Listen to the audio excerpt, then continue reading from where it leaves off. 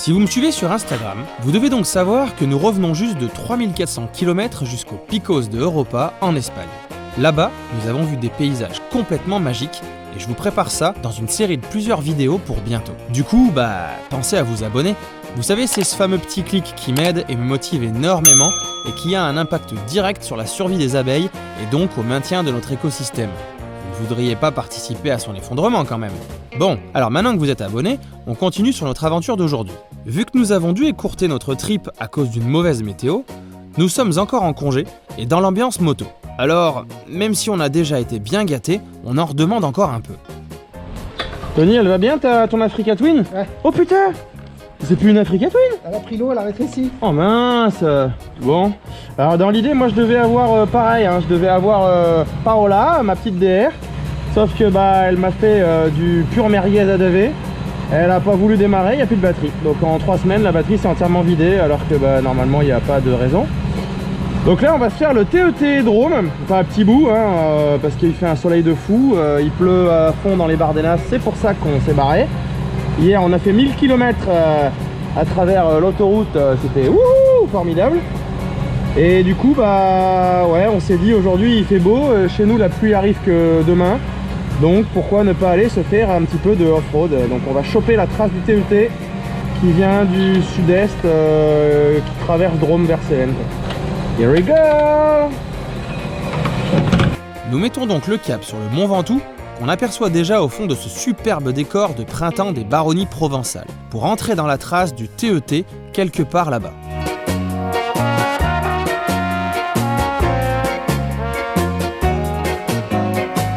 On la rejoindra finalement sur ce célèbre pont de Vaison-la-Romaine.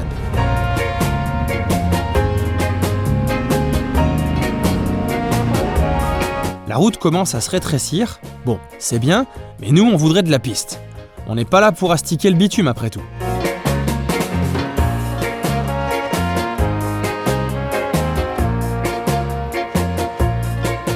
Et c'est peu après Molan-sur-Ouvèze que les choses sérieuses vont commencer.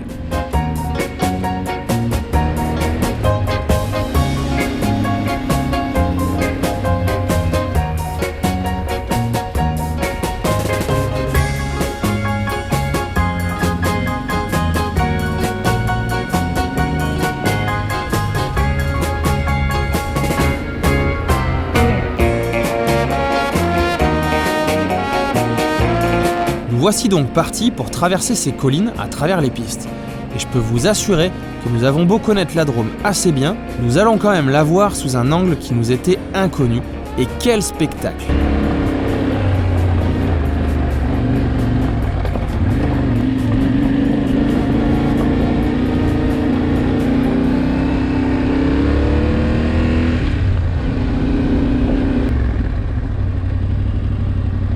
Ok.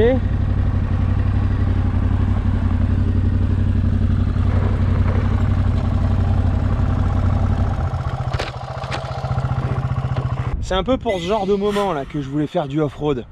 Pour être dans un endroit tranquille, magnifique. On s'envoie notre petit pique-nique en plein milieu des montagnes avec une petite brise, juste ce qu'il faut. J'adore, c'est trop bien. Profiter des plaisirs simples tant qu'il en est encore temps, voilà quelque chose qui me plaît bien. Surtout quand c'est dans un tel environnement.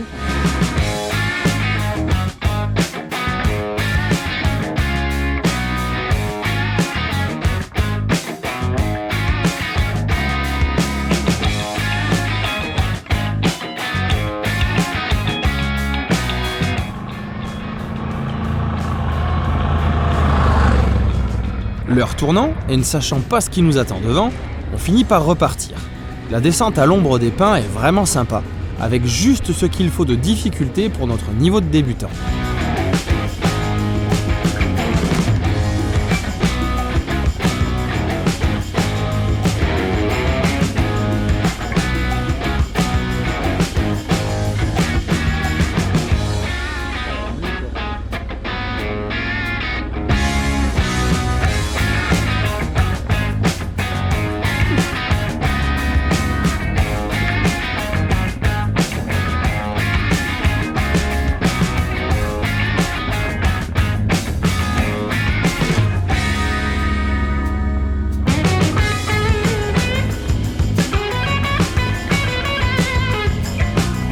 terminons cette première partie off-road plutôt facile pour reprendre la route pour quelques kilomètres seulement et partir dans la prochaine montagne droit devant nous.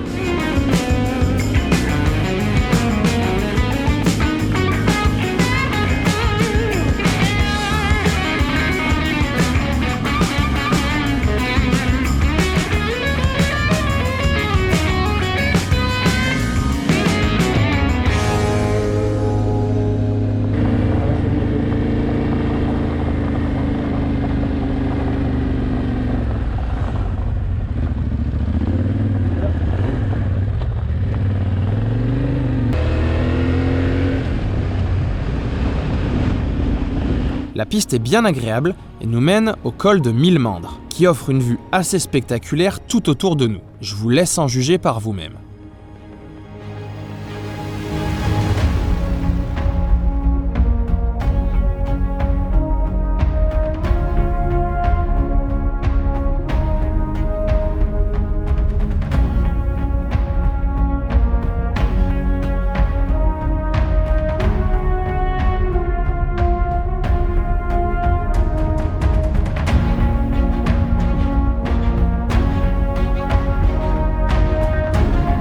Nous continuons de suivre la trace sur Haussmande qui va nous faire traverser des reliefs, ce que nous pensions impossible avant de nous engager ici.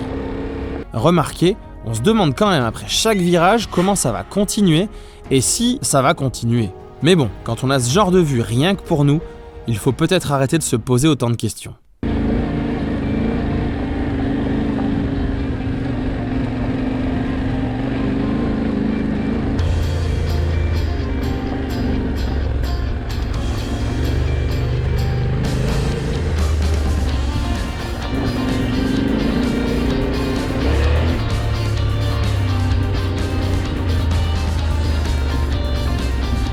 Il est là mon sang. Ah bah c'était tout comme ça dans la tête. Voilà. Ça va hein.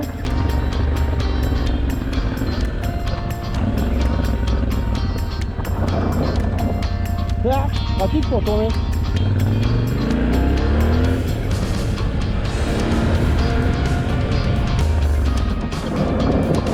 Oh, allez.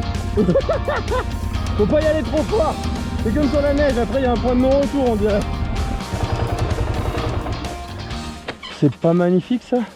On est bien là. Oh putain j'adore. Splendide, on est paumé, mais paumé, j'adore. Des belles couleurs de printemps, super.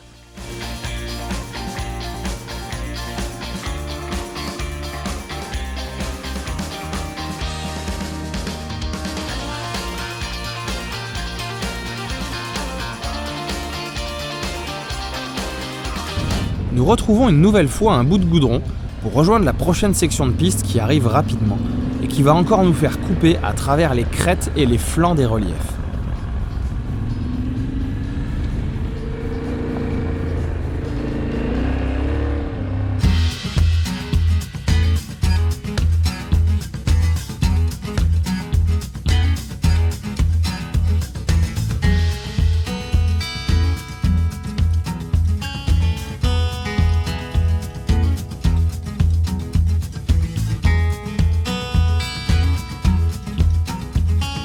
Nous arrivons à l'arrière d'un tout petit village, comme si nous sortions d'une route secrète.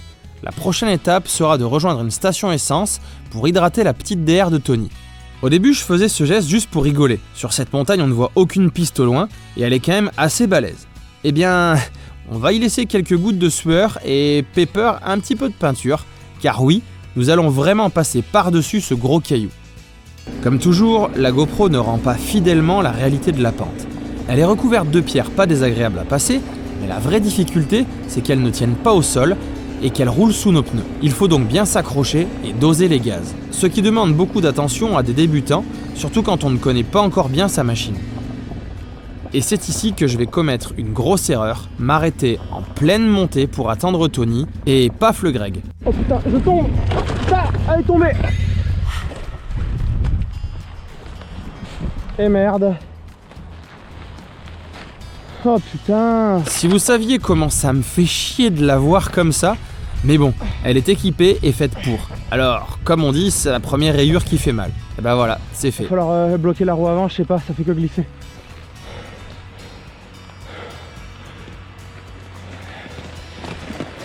C'est vrai? Ouais. Allez. Tu l'as? Ouais. J'ai le frein avant aussi. Super. Merci.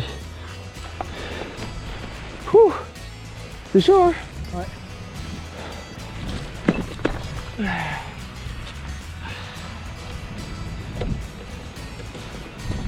Ça va? Ça va. Ouais, ça va, y'a rien. Est-ce qu'on fait demi-tour et on reviendra la refaire avec Paola en partant des Non, non, mais En fait, en voulant repartir, j'ai du mal doser les gaz.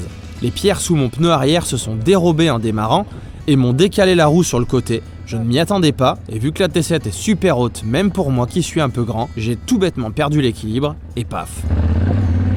Ouah, c'est chaud. Ça se voit pas à la GoPro, mais ça grimpe fort, fort, fort. C'est que des graviers, donc ça ne tient pas. Ouah. Non, j'y arrive. C'est pas moi qui choisis où je vais.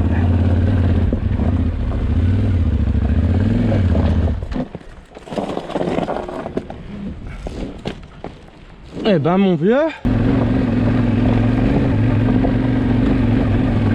c'est pire encore après mec.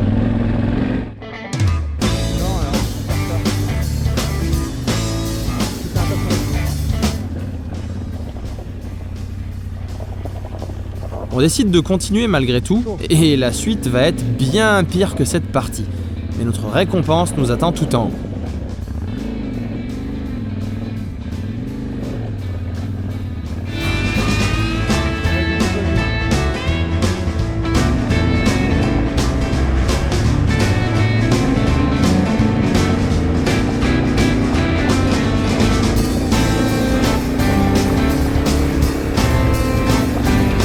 Bien refroidi ce gamelle là. Ah, j'ai eu mal au cœur, à un moment j'ai dû me dire bon, faut lever la jambe et faut la laisser.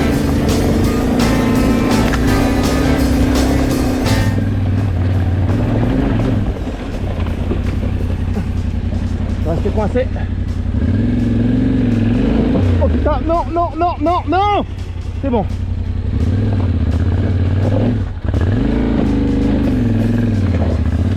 Ah, parce que là c'était pas chaud là aussi là. D'accord.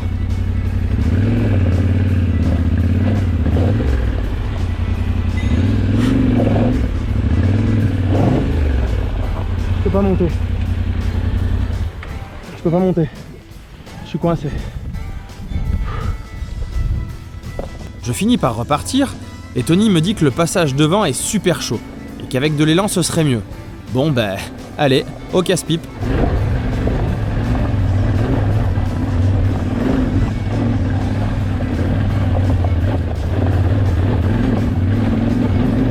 Oh, t'attends. Allez. Non, je t'attends.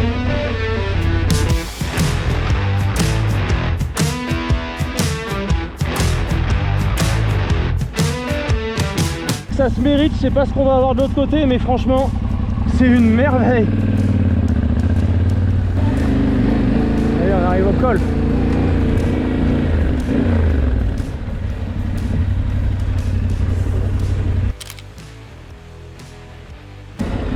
C'était un petit peu dur. Bonne journée.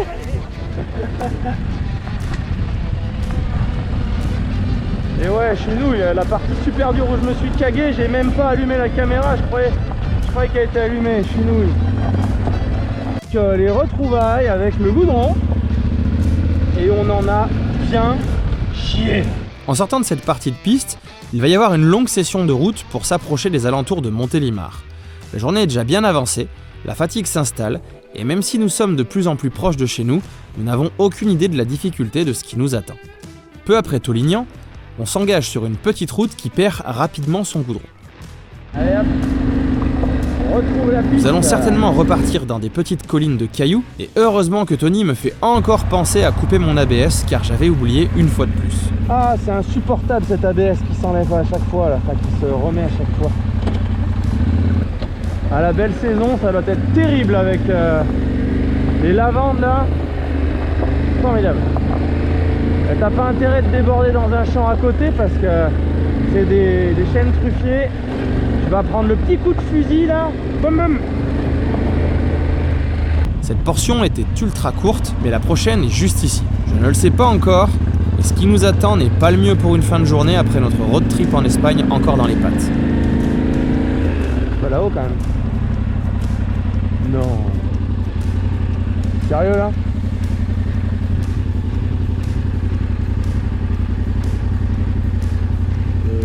Quoi? Le mec il est 6h quoi.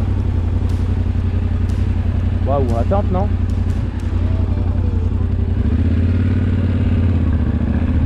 Et ça, je vais très rapidement le regretter. Nous attaquons donc cette interminable montée avec un épais lit de cailloux, mais contrairement à ce matin, ils sont bien ancrés dans le sol et ça tape fort sous la moto. On comprend qu'il faut s'accrocher et garder le rythme, coûte que coûte.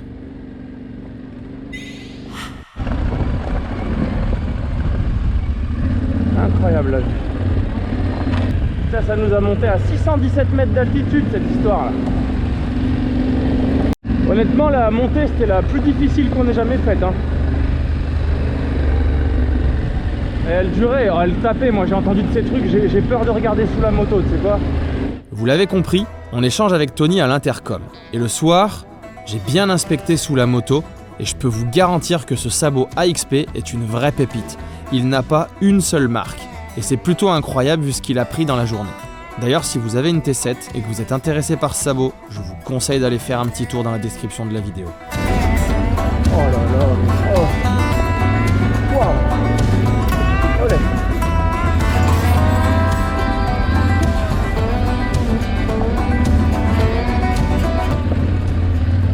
Ah ben voilà, tu peux me mettre de l'herbe Gérard tout le temps comme ça là? C'est vachement mieux. Oh putain. Oh je suis cuit. Oh, oh la tension là. Ah ça remonte. Ah, ah la route. Ah. Oh putain quel champ de pommes de terre. Ouf. Cette route n'aura duré que jusqu'au prochain virage où nous repartons à travers les collines. Je vous écourte ce passage où je n'ai pris absolument aucun plaisir. J'avais l'impression de simplement subir, de faire mal à la moto, même si Pepper n'a visiblement rien senti. Mais moi j'aurais préféré pour la fin de journée une section sur laquelle j'aurais pris plus de plaisir à enrouler ou à pouvoir jouer avec le terrain. Mais bon, ce sera pour une prochaine fois. Quand on sort de cette section, que j'ai bien maudite, je dois l'avouer, il est bien tard et vous l'avez compris, je n'ai plus très envie de poursuivre sur ce type de terrain. Il doit en rester juste quelques kilomètres et ce sera pour une prochaine fois. Et ce sera donc un retour à la maison par les petites routes. J'ai bien envie de rester sur mes souvenirs de tout le reste de cette journée, que ce soit sur les parties techniques où je suis tombé, ou les parties plus roulantes avec pratiquement toujours des paysages splendides rien que pour nous. Cette journée confirme donc mon attirance pour le tout-terrain, et j'ai une autre journée à vous raconter juste en face, côté Ardèche cette fois-ci, et avec Paola, ma DR. Pour ne pas la manquer, pensez à vous abonner, et on se retrouve dans cette prochaine vidéo où ma DR va être mise à rude épreuve, et moi aussi. A bientôt.